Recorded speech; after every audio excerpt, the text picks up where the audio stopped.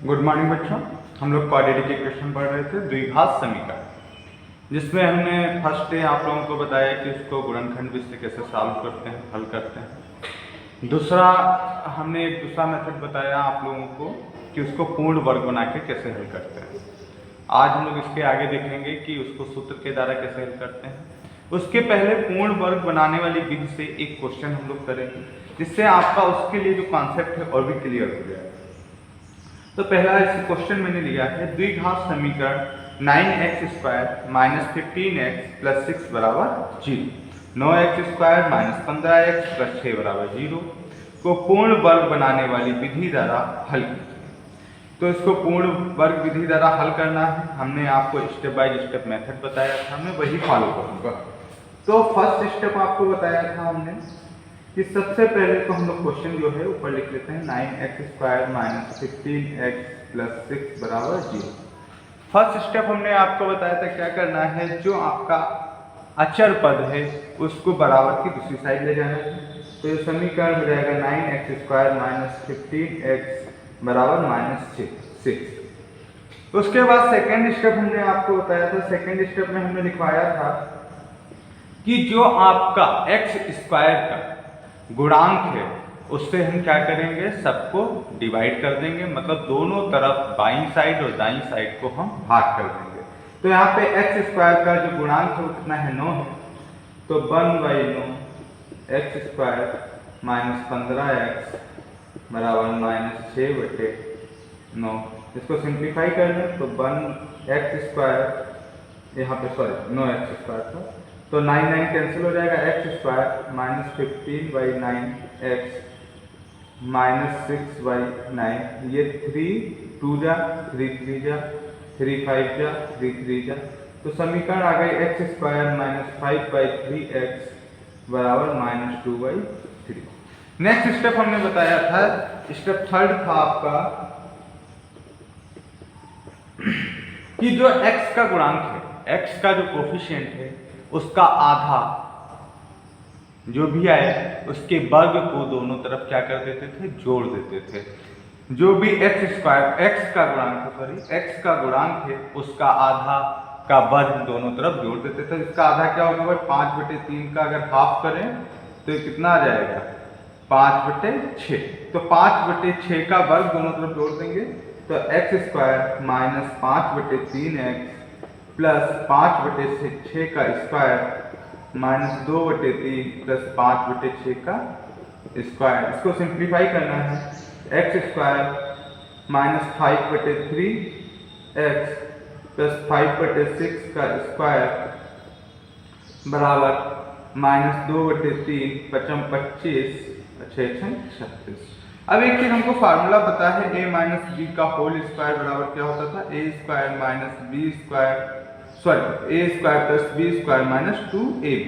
तो इसको देखिए यही तो लिखा है, a² - 2ab + b²। देखो इसको यही तो लिख सकते हैं, x², a का स्क्वायर आ गया -2, a कितना है x और b कितना है 5/6। देखो इसको सिंप्लीफाई करें तो कितना आएगा, 5/3 ही आएगा, 5/6 का स्क्वायर बराबर, इसको सिंप्लीफाई करें तो 36 है। तो इसको किससे मल्टीप्लाई करें, या लासा ले लें, या इसको हम किस नंबर से मल्टीप्लाई करें, 36 बन जाए तो इसको 12 से गुणा कर दें, तो इस दोनों का लासा क्या होगा, 36 होगा। तो इसको 12 से गुणा करें तो -24 + 25 और ये नीचे 36 आ गया, क्योंकि इसको ऊपर नीचे 12 से गुणा कर दें तो ये भी 36 हो जाएगा। तो 12 दूनी 24 और +25 डिवाइडेड बाई 36। ये आपके क्या लिखा है, x - 5/x का स्क्वायर इक्वल में आ जाएगा 1/36। नेक्स्ट स्टेप आपका क्या कहता था, स्टेप 4 में लिखा था कि दोनों तरफ क्या ले लेंगे, वर्गमूल ले लेंगे। तो वर्गमूल ले लें तो x - 5/6, इसका वर्गमूल कितना आएगा, +-1/6। ठीक है। उसके बाद हमने बताया था कि एक बार प्लस का साइन लेंगे, एक बार माइनस का साइन लेंगे, x के लिए सॉल्व करेंगे। तो पहले हम अगर प्लस का साइन ले लें और इसको सिंप्लीफाई करें तो x बराबर आ जाएगा 1/6, माइनस वाला इधर जाएगा तो +5/6, तो 6/6, तो x बराबर आ गया 1। एक बार हम लोग माइनस साइन ले लें, 5/6 - 1/6, इसको उस साइड ले जाएंगे तो 1 माइनस 1/6 माइनस प्लस 5/6, तो x बराबर आ जाएगा 4/6, 2 दूना 4, 2 तीन 6, x बराबर आ गया 2/3। तो ये आपके x के दोनों मान क्लियर। इसी टाइप से जो भी क्वेश्चन आपके पास आए स्टेप बाय स्टेप फॉलो करते जाइए, क्वेश्चन सॉल्व। अब नेक्स्ट, सूत्र द्वारा द्विघात समीकरण को कैसे हल करते हैं। Solution of quadratic equation by formula, Shridharacharya rule, सभी लोगों ने नाम सुना होगा श्रीधराचार्य नियम, पहले से भी इसको आई थिंक आप लोग देख चुके हैं।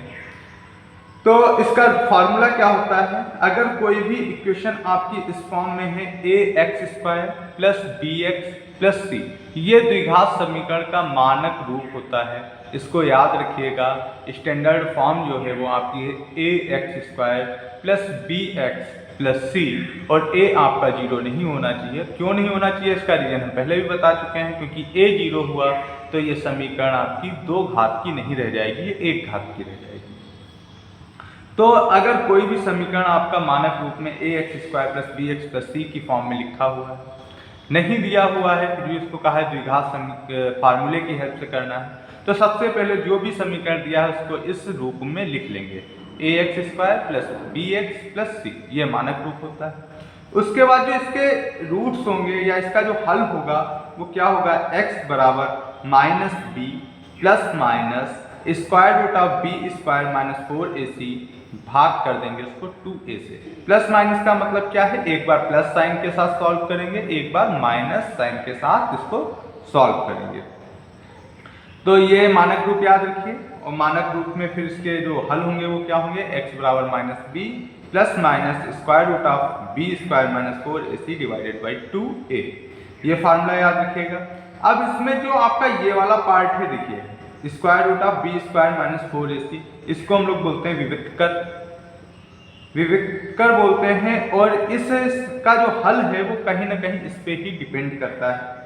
जैसे इसको हम लोग d से डिनोट करते हैं, d बराबर square root of b² minus 4ac को विविक्तर कहते हैं।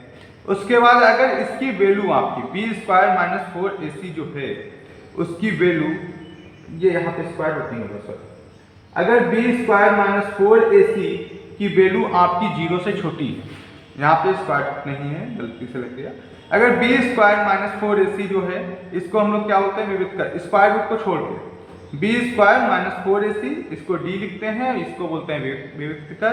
अगर इसकी वैल्यू आपकी 0 से छोटी है तो सोचिए यहाँ पे अगर कोई नंबर माइनस में लिखा है तो उसका स्क्वायर रूट निकाल पाओगे, नहीं निकाल पाओगे, तो उसका कोई भी वास्तविक रूट या वास्तविक मूल नहीं होगा। अगर d बराबर 0, अगर ये वाला पार्ट 0 हो जाए, b² माइनस 4ac 0 हो जाए, मतलब ये 0 हो गया, कितना बचा, माइनस b/2 है, तो इसके मूल जो होंगे वास्तविक होंगे और क्या होंगे, बराबर होंगे। और अगर d आपका ग्रेटर देन 0 है, 0 से बड़ा है, तो इसके मूल वास्तविक तथा भिन्न होंगे, दो अलग अलग रूट मिलेंगे। तो ये चीज याद रखिएगा, d क्या होता है, b² माइनस 4ac, जिसको विविक्तर बोलते हैं, और इसकी वैल्यू अगर 0 से छोटी है तो कोई भी वास्तविक मूल नहीं होगा, बराबर 0 है तो दो वास्तविक मूल होंगे और दोनों आपस में क्या होंगे, बराबर होंगे, और d अगर ग्रेटर देन 0 है, 0 से बड़ा है, तो उसके वास्तविक मूल होंगे और दोनों भिन्न भिन्न होंगे। अब एक क्वेश्चन करते हैं, एक क्वेश्चन ये आपका यूपी बोर्ड में आया हुआ क्वेश्चन है, निर्धारित कीजिए कि द्विघात समीकरण 9x² प्लस 7x माइनस 2 बराबर 0 मूल वास्तविक है। यदि ऐसा है तो मूलों का द्विघात सूत्र द्वारा ज्ञात कीजिए, द्विघात सूत्र द्वारा हल ज्ञात कीजिए। तो आपके पास समीकरण दिया है 9x² प्लस 7x माइनस 2 बराबर 0। तो सबसे पहले हम लोगों को क्या करना है, इसकी जो आपका स्टैंडर्ड फार्मूला है, मानक रूप है, उससे क्या कर देंगे, तुलना। तो समीकरण 1 से 1 की इस समीकरण से मानक रूप से तुलना करने पर, तो मानक रूप से तुलना करने पर a बराबर आ जाएगा 9, b बराबर आ जाएगा 7 और c बराबर आ जाएगा -2। ठीक है, अब हम धराचार्य को यूज करेंगे, लेकिन सबसे पहले हमसे पूछा है क्या मूल वास्तविक है, तो मूल वास्तविक है या नहीं है कैसे निकालते हैं, d निकालते हैं।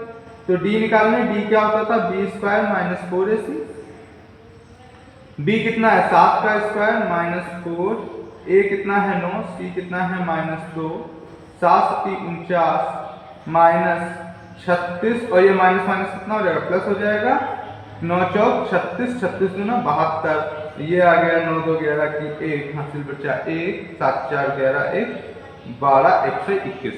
तो ये हमारा देखो क्या है 0 से बड़ा है ना नंबर और 0 से अगर बड़ा है d इज ग्रेटर देन 0 तो समीकरण के मूल क्या होंगे वास्तविक होंगे और भिन्न होंगे। तो यहाँ से एक चीज हमें पता चल गई जो समीकरण है इसके मूल क्या है वास्तविक है।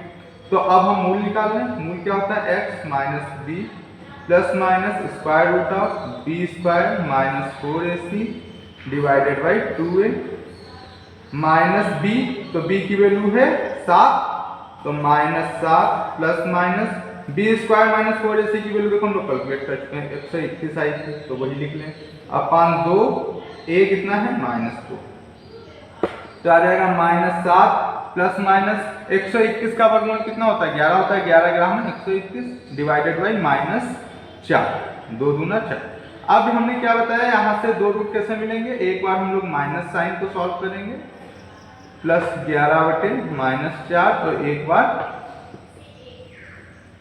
माइनस साइन ले लेंगे। तो एक बार हमने क्या लिया प्लस साइन को सॉल्व किया एक बार माइनस साइन को यहाँ से दो वैल्यू मिल जाएंगी 11 में से 7 गया 4/-4 कामा 11 7 18 -4 माइनस से माइनस कैंसिल यहाँ से आ गया -1 और यहाँ से 2 दूना 4 2 नाम 18 यहाँ से आ गया 9/2। तो यही आपका क्या हो जाएगा आंसर हो जाएगा। इसी टाइप से और भी क्वेश्चन आपकी एक्सरसाइज में दिए हुए हैं उनको ट्राई करें और अगर कोई दिक्कत आती है तो हमसे पूछें।